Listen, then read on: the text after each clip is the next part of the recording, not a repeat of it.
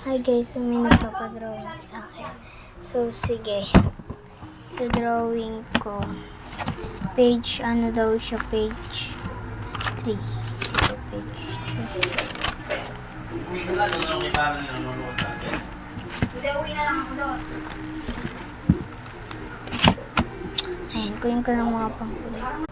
Ayan guys, so yung drawing ko daw is ano yun, yung profile niya. Sige, drawing ko na.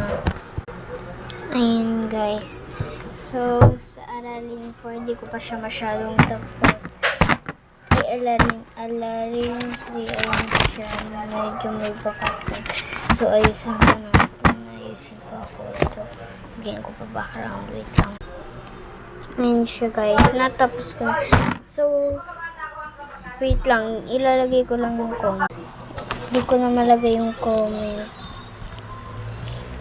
Ayan, magpa-drawing na lang kayo. Pumili na lang kayo.